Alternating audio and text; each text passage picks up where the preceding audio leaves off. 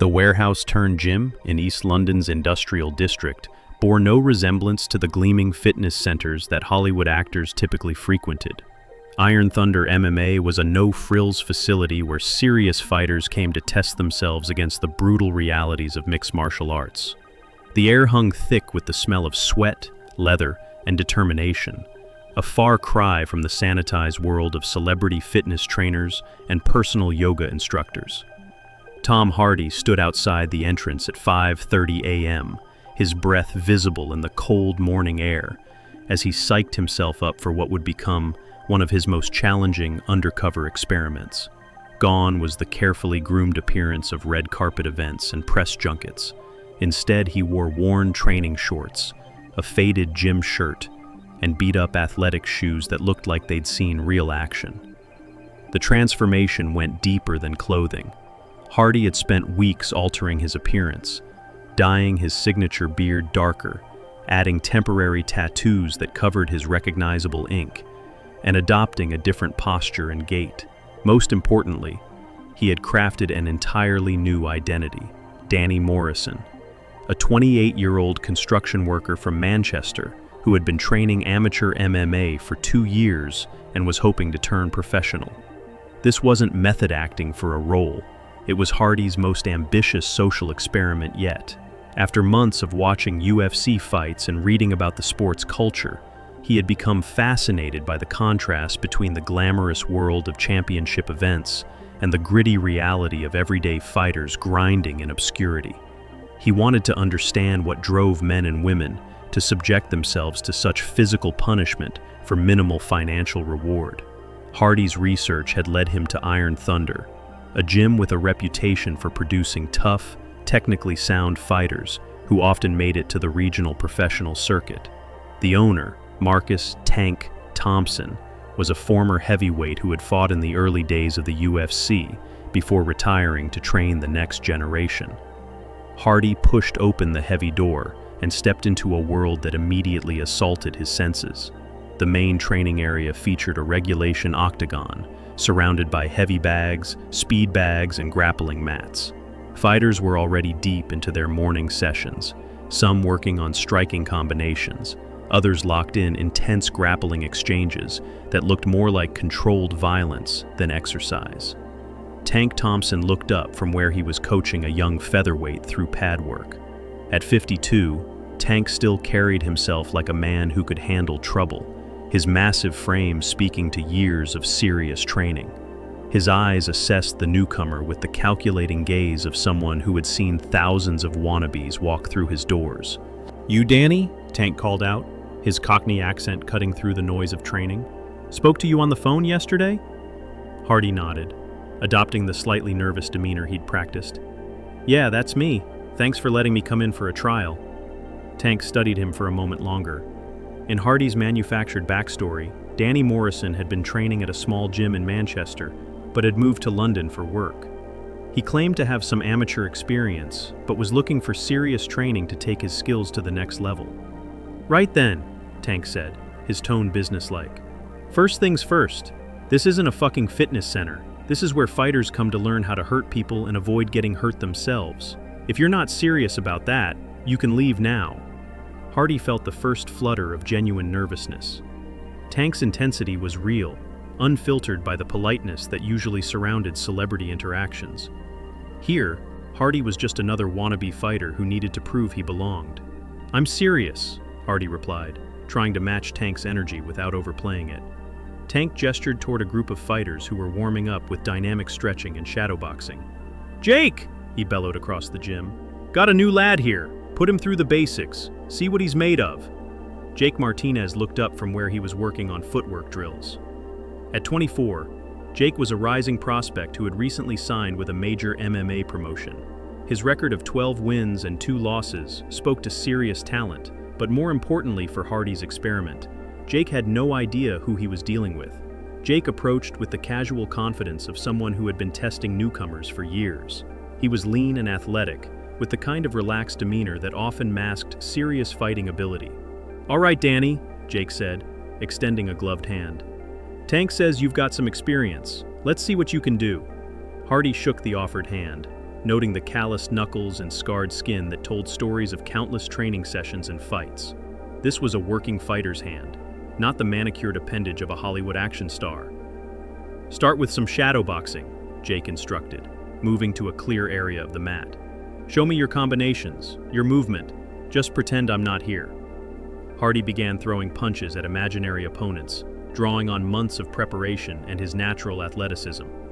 He had trained extensively for various film roles, but this felt different, more immediate, more raw. Around him, the gym buzzed with activity, but he was acutely aware of Jake's analytical gaze. "Not bad," Jake said after a few minutes. "You've got decent form, but you're telegraphing your right hand. Your shoulder drops before you throw it. Against anyone with experience, that'll get you countered every time." Hardy nodded, accepting the correction. In his normal life, trainers approached him with deference, careful not to push too hard or risk offending a valuable client. Jake's direct criticism was refreshing and terrifying in equal measure. "Let's work some pads," Jake continued, strapping on focus mitts. "Start slow, build up the intensity." For the next 20 minutes, Hardy threw combinations against Jake's mitts, steadily increasing the pace and power. It was demanding work that left him breathing heavily, but he was keeping up. More importantly, he was starting to feel the rhythm that separated real training from fitness-focused workouts. "You're not terrible," Jake admitted as they took a water break, "but you're soft. I can tell you've been training somewhere nice and clean. This is different." Before Hardy could respond, Tank's voice boomed across the gym. "Jake, let's see how the new lad handles some pressure. Put him in with Razor for some light sparring." Hardy felt his stomach drop. Razor was Marcus Williams, a professional middleweight with a reputation for aggressive training sessions. Even in Hardy's short time observing the gym, he had seen Razor reduce sparring partners to exhausted, bruised shadows of themselves. Jake's expression grew serious. "Tank wants to test you. Razor's not going to go easy just because you're new. You sure you're ready for this?" Hardy nodded, though internally he was questioning every decision that had led to this moment. In his films, fight scenes were choreographed, controlled, and shot in multiple takes. This would be real, immediate, and potentially painful. Razor was waiting in the ring, a compact ball of muscle and aggression who moved with the fluid efficiency of a predator.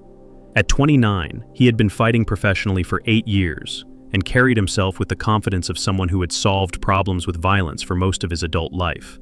"Fresh meat," Razor said with a grin that didn't reach his eyes. "Don't worry, mate. I'll try not to break anything important." Hardy climbed through the ropes, accepting the headgear and mouthguard that Jake handed him. The protective gear felt alien, a tangible reminder that this wasn't performance. This was preparation for actual violence.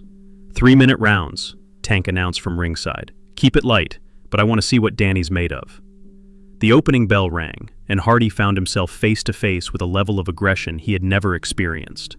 Razor moved forward immediately, throwing combinations that were technically light, but carried serious intent. Hardy managed to slip some punches and land a few of his own, but within 30 seconds he was breathing hard and fighting just to maintain distance. "Move your feet," Jake shouted from the corner. "Stop backing straight up." Hardy tried to implement the advice, but Razor was relentless. Every time Hardy thought he had found his rhythm, Razor would change angles or throw unexpected combinations that forced him back into survival mode. By the end of the first round, Hardy was exhausted and humbled. His face was flushed, his shirt soaked with sweat, and his confidence thoroughly shaken. This wasn't the controlled environment of film sets or high-end personal training sessions. This was the raw, unforgiving world of actual fighting. "You're thinking too much," Tank observed during the break. "Fighting isn't chess, mate. Sometimes you just have to bite down and trade punches." The second round was worse. Razor, sensing Hardy's fatigue and inexperience, increased the pressure. His punches came faster and harder, testing the boundaries of light sparring. Hardy found himself on the defensive, covering up and hoping to survive until the bell. A particular nasty combination sent Hardy stumbling backward, his legs shaky and his vision slightly blurred. For the first time in the session, he considered revealing his identity and ending the charade. "Stay in there," Jake called out. "Don't quit." Hardy gritted his teeth and pressed forward, throwing wild combinations that Razor easily avoided or countered. The gym had grown quiet, except for the sound of gloves hitting flesh and Hardy's labored breathing. When the final bell rang, Hardy nearly collapsed against the ropes. His entire body ached, his face was swollen from several clean hits, and his ego was thoroughly bruised. "Not bad for a construction worker," Razor said, pulling off his gloves. "You've got heart, I'll give you that, but you need about 6 months of serious training before you're ready for anything real." Tank climbed into the ring, studying Hardy with renewed interest. "Most newcomers quit after the first hard shot. You took some punishment and kept coming forward. That says something about your character." Hardy managed a weak smile, still trying to catch his breath. Around him, the gym had returned to its normal rhythm, but he felt fundamentally changed by the experience. The physical punishment was one thing. He had endured demanding film shoots and brutal training regimens. But this was different. This was voluntary submission to violence, and he was beginning to understand the mentality required to choose such a path. "Come back tomorrow if you're serious," Tank continued. "But understand something. If you want to train here, you'll be treated like every other fighter. No special consideration, no shortcuts. You'll get hit, you'll get hurt, and you'll question why you're doing this to yourself. That's part of the process." Hardy nodded, genuinely moved by Tank's words. There was honesty here that was completely absent from his normal professional life. No one was trying to manage his feelings or protect his image. They were simply offering him the chance to pursue something real and difficult.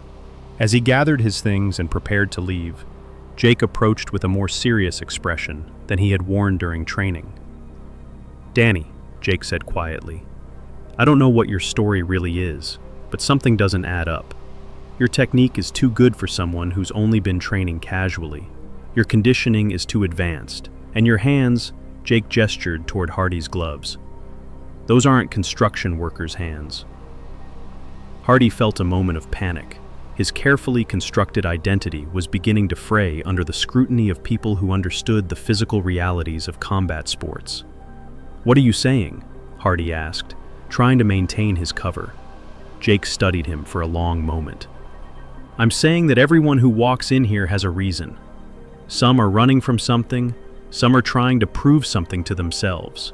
I don't care what your real story is, but don't insult our intelligence by pretending to be something you're not." Hardy stood in the gym's bathroom, staring at his reflection in the cracked mirror.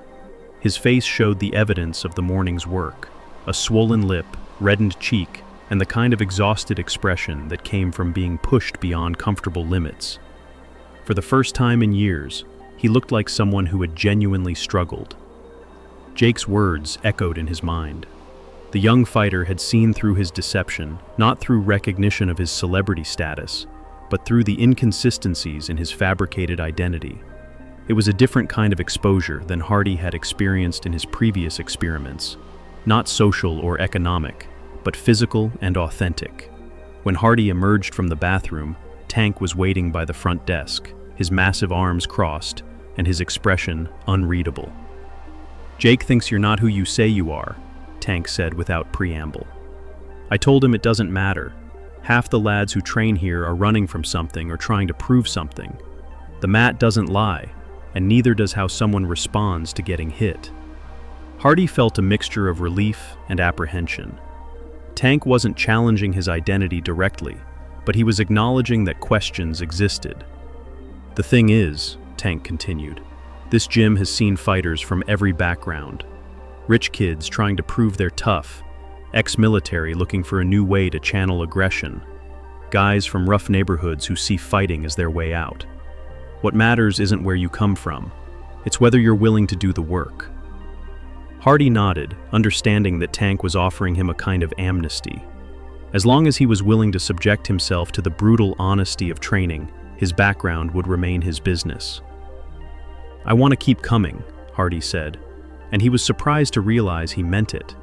The morning had been humbling and painful, but it had also been more real than anything he had experienced in years. Tank smiled for the first time that day. "Good, but understand something. This gets harder, not easier. We break people down so they can build themselves back up stronger. If you're not ready for that process, save us both the time." Over the following weeks, Hardy returned to Iron Thunder every morning. Each session brought new challenges and fresh humiliation. He was submitted by fighters half his size, knocked down by punches he never saw coming, and pushed to exhaustion by training regimens that redefined his understanding of physical limits. But something unexpected happened in the process. The other fighters began to accept him, not as Danny Morrison, construction worker, but simply as another person trying to improve through voluntary suffering. They offered technical advice, shared stories of their own struggles, and gradually incorporated him into the gym's community. Jake never directly confronted Hardy about his identity again, but their relationship evolved into something approaching mentorship. During one particularly brutal training session, Jake pulled Hardy aside. "Whatever your real story is," Jake said, "you've earned the right to be here. Not many people can take what you've taken and keep coming back." 3 months into his experiment, Hardy finally revealed his true identity to Tank and the core group of fighters who had become his training partners. The revelation was met with surprise, but not the hostility or changed treatment he had expected. "Makes sense," Razor said with a laugh. "Always wondered why someone would choose to get beaten up for free when they could be doing something easier." Tank's response was more philosophical. "Fighting strips away everything that doesn't matter. Money, fame, status. In here, you're just another person trying to prove something to yourself. That's probably the most honest thing any of us can do." Hardy's experiment had taught him something profound about the nature of authenticity and respect. In the entertainment industry, deference was often based on status and economic power. In the gym, respect was earned through willingness to endure, to fail, and to keep trying despite repeated setbacks. The young man who had walked into Iron Thunder as a deception had emerged as someone genuinely changed by the experience. Hardy had discovered that real strength wasn't about playing tough on screen. It was about choosing to face discomfort and uncertainty with courage and honesty. And somewhere in that windowless gym in East London, surrounded by people who had never seen his movies but respected his commitment to improvement, Tom Hardy found a version of himself that no camera had ever captured.